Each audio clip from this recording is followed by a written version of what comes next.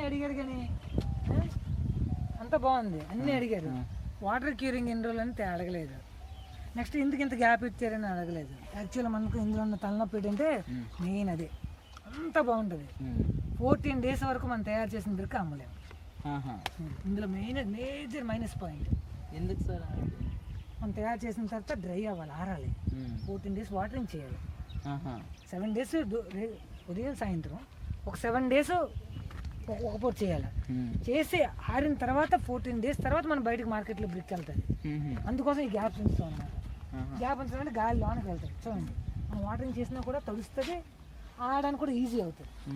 అయితే వాటరింగ్ మాత్రం compulsory watering చేయాలి 14 days. చేయకపోతే ఏమవుతుంది సార్? క్రాక్స్ అనుకోండి, క్రాక్స్ పడుతుంది. నెక్స్ట్ అంటే క్వాలిటీ ఉండదు, మీరు ఎత్తగానే ఇరిగిపోతుంది. సిమెంట్తో చేసిన ఏ ప్రోడక్ట్ అయినా వాటర్ తడపాలి, వాటర్ తడిస్తేనే అది గట్టిపడుతుంది. ఎంత మంది స్టాక్ అది ఇంత చూడండి, ఇంత ఉంది, దగ్గర 20 lakhs స్టాక్ ఉండిపోయింది. అలాగని మనం ఇబ్బంది పడిపోకూడదు, దానికి తగ్గట్టుగా మనం ప్లాన్ చేసుకోవాలి. సార్ ఇప్పుడు కంపెనీలకి ఎలా సార్ ఎప్పుడో చదువుతారు మీరు? ఎప్పుడు చదవాలంటే ఫస్ట్ అయితే మార్కెట్లో మనం తిరగాలండి. ఇప్పుడు కన్స్ట్రక్షన్ ఎక్కడ జరుగుతున్నా మనం వెళ్ళిపోవాలి. ఆల్రెడీ కడుతున్నాడు అనుకోండి, ఎవరు ఏ పిక్కుతాడో అయినా కూడా వెళ్ళిపోవాలి. చూడండి, ఇప్పుడు ఎవడో కడుతున్నాడు, అది నా పిక్కుతో కడుతున్నాడు అయినా కూడా ఎప్పుడు చదవాలి. మీరు మీరు మీ పిక్ మీరు వెళ్ళిపోవాలి అంతే. అది ఎవరితో తీసుకుంటున్నారు కదా కొత్తగా. అందుకే మన మార్కెట్లో మాత్రం ఒక రకంగా తిరగాలి, తిరిగితే మాత్రం మంచి. అంటే ఇప్పుడు ఈ మార్కెటింగ్ సంబంధించి ఎవరైనా అపాయింట్ చేయాలంటారా? యాక్చువల్ అవసరం లేదు, స్టార్టింగ్ నుంచి కాబట్టి మీకు స్టార్టింగ్ స్లోగా రన్ అవుతుంటుంది. ప్రొడక్షన్ హై అయితే పెరిగి మీకు 6 months, 1 yearలో మీరు డైరెక్ట్ మీరే ఇంకా అవుతాక ఆల్మోస్ట్ అవుతాక మనం మా క్వాలిటీ సరే సో వ్యక్తి బాగా ఇస్తారా బాగుంటుంది. అమౌంట్ విషయంలో కూడా కాంప్రమైజ్ అవ్వను నేనైతే. ఓకే సార్, అమౌంట్ విషయంలో కాంప్రమైజ్ అవ్వను. అలాగే కూడా సప్లై కూడా అలాగే ఉంటుంది.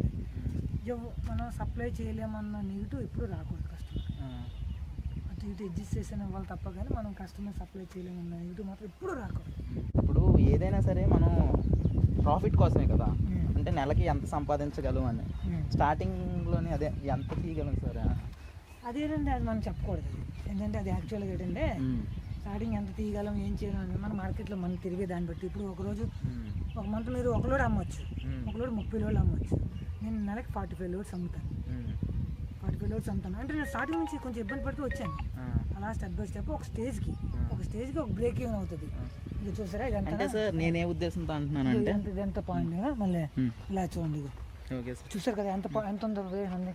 Stock 20 lakhs. అవును సార్. ప్రాఫిట్ గురించి ఆలోచించకండి, ప్రాఫిట్ వస్తుంది. అది నేను ఫిగర్స్లో చెప్పను కానీ ఇప్పుడు నేను చెప్పే ఫిగర్ చెప్తే మీకు అదేలా ఉంటుంది. అవునులేండి, అలా కాదు, అది మీరు టేస్ట్ చేయాలి దాన్ని. Okay sir. దాన్ని ఫస్ట్ నుంచి మీరు అనుభవించాలి. ఇప్పుడు నేను చెప్తాను 40, 50, 60 వచ్చేద్దండి. అలా నాకు ఎంత వస్తుంది నాకు తెలుసు. మీరు స్టార్ట్ చేసిందే మీకే తెలుస్తుంది. సార్ ఇప్పుడు వేస్ట్ అనేది ఉంటుంది కదా సార్, దీని నుంచి వచ్చిన బై ప్రోడక్ట్ని ఏం చేస్తారు? వేస్టేజ్ అనేది అంటే ఇప్పుడు ఇటుక ఉంది కదా సార్, అవును, బ్రేక్ అయిపోయినాయి తీసుకోవాలి. ఓకే, మేము ఏం చేస్తామంటే అదే మన గుడ్ విల్ అయితే మెయిన్. కస్టమర్కి ఏంటంటే బ్రేక్ అయినా మనం ఇవ్వం, గురించేస్తాం. దాన్ని కూడా సపరేట్గా లాట్ పెడతాం. అది కూడా బ్రేక్ అవ్వదు. ఎందుకు అవుతుందంటే మాది ఇక్కడ ప్లేస్ సరిగ్గా ఉండదు. ఏమవుతుందంటే ఎగురు దిగులు ఉంటాయి. ఇవి అదేలేండి సార్, ఎగురు దిగులు ఉండడం వల్ల సాఫ్ట్గా ఉందనుకోండి బ్రేక్ ఏ బిక్ బ్రేక్ అవ్వదు. చూడండి, చూసారా అక్కడ చిన్న గ్యాప్ వచ్చింది. ఆ గ్యాప్ రావడం వల్ల ఇది వెయిట్ పడిపోయి అది ఇరిగిపోతుంది. అవును సార్, అవును. అంతే తప్ప కానీ మనం అదే అలాగ వచ్చినవి మనం ఏం చేస్తాం, మనం సపరేట్గా అంటే ఆఫ్ రేట్కి ఇచ్చేస్తాం. వస్తారు తీసుకున్నారు వస్తారు. మనం ఇప్పుడు 10,000 కమ్మి అనుకోండి బండి, అది 5,000 తీసుకుంటాం. అంతేగాని అది మళ్ళీ రీజనరేట్ దానికి అవసరం లేదు, రీజనరేట్ చేయాల్సిన అవసరం లేదు. దాన్ని భయపడుకునే వాళ్ళు చాలా మంది ఉన్నారు. దాని గురించి పెద్ద ప్రాబ్లం ఏం లేదు. ప్రాఫిట్ సార్ అట్లీస్ట్ మీరు చిన్న ఐడియా ఇస్తే దేని గురించి ఈ ప్రాఫిట్స్ విషయంలో sir.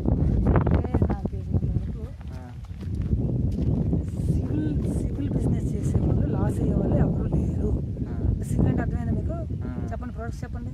Cement, sand, brick, iron ఇటువంటి చేసేవాళ్ళు ఎవరు లాస్ అవ్వలేరు. కానీ మీరు అడుగుతున్నారు కాబట్టి నాకు 20 to 30% మ్యాక్సిమం మనం చేసుకునే దాన్ని బట్టి 30% వరకు, ఓకే, 30 ఎక్స్పెక్ట్ చేయొచ్చు. మీరు ఎక్కువ చెప్పను కానీ మీరు చేసుకునే ఇప్పుడు మార్కెట్లో ఉన్నారండి. ఇప్పుడు నాకు ఫోన్ చేశారు, నేను అడిగారు, బ్రిక్ అడిగారు, నేను 36కి అమ్ముతాను. నేను మీ దగ్గరికి వెళ్ళాను, నేను మీ దగ్గరికి వచ్చాను, 36 అని చెప్తాను, ఇంకా తగ్గదా అని అడుగుతాను, 34కి ఇస్తాను. ఒక దగ్గర 2 రూపాయలు ఎక్కువ వస్తుంది, ఒక దగ్గర 2 రూపాయలు తక్కువ వస్తుంది. అంతేగాని వీటిల్లో ఫిక్స్డ్ రేట్స్ అని ఉండవు కదా సార్, అంటే ఎంఆర్పి అంటే బయట మార్కెట్లో ఇంత రేట్ ఉంటుంది, మన ఇష్టం కాంపిటేటర్స్ బట్టి మనం డీల్ చేస్తాం. అంతేగా. మనకి ఇప్పుడు 10 రూపీస్ ప్రాఫిట్ రావాలంటే ఒకలా వేస్తాం, 5 రూపీస్ ప్రాఫిట్ రావాలంటే ఒకలా వేస్తాం. ముందు మార్కెట్ పెంచుకోవడానికి వెళ్ళాలి, అంటే స్టార్టింగ్ మనం ప్రైస్ తగ్గించుకుని వెళ్ళాలి. మనం ఒక స్టిక్ అయిపోయాం అనుకోండి, ఆ తర్వాత మీ ఇష్టం, మిమ్మల్ని వదిలి వెళ్ళాడు అనుకోండి మీ ఇష్టం. అలాగే మీరు లాగారు ఏం చేస్తారు, తగ్గట్టు మీరు తీసుకోండి. వన్ మోర్ పాయింట్ సార్, అంటే ఇప్పుడు రా మెటీరియల్కి మనకి 100 రూపీస్ అయింది అనుకోండి సార్, మనం ప్రాఫిట్ ఎంత ఎక్స్పెక్ట్ అంటే నేను చెప్పాను కదా మీకు 20 to 30%.